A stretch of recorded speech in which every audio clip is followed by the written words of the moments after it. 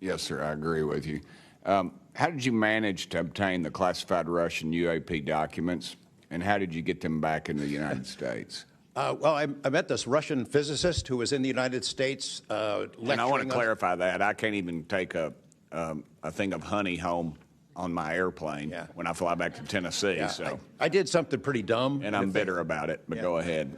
I did something kind of dumb. I met with these officials who, you know, during that time period, glasnost, perestroika, the Russians were trying to open up to the world, and I saw it as a window of opportunity, and it was. And we were able to talk these folks into providing us information that otherwise we would never have seen. Some of that was classified. I found out that they only stamped the top pages of these documents that were classified, so I just removed them. I removed those pages, and I carried them out. And if they'd caught me, I'd be in a gulag still. Yeah. We'd be saying, what happened to George Knapp? Oh, yeah.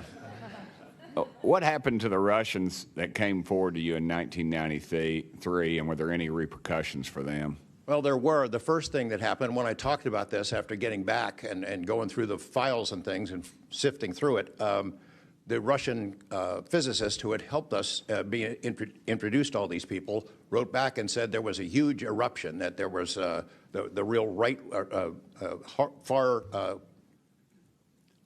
autocratic forces that wanted a return of the USSR had really go after these guys. They described them as traitors. Nikolai Kapranov, the physicist friend of mine, said, look, if this had happened 5 years earlier, we would be in prison. If it had happened 10 years earlier, we would have been shot.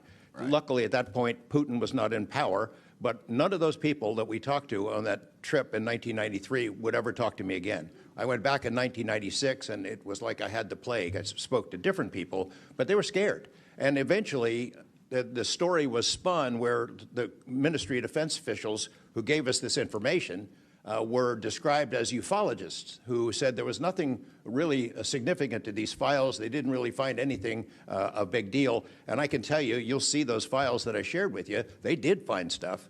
There was an incident in October of 1982 over an ICBM base where UFOs popped up, was observed over this base where the missiles are pointed at us, United States. These UFOs perform incredible maneuvers. They split apart, they fuse back together, they'd appear and disappear. And right at the end of this 4-hour period, the launch control codes for the ICBMs lit up. Something entered the correct codes. The missiles were fired up and ready to launch, and they could not shut it down. The Russian officers were panicking.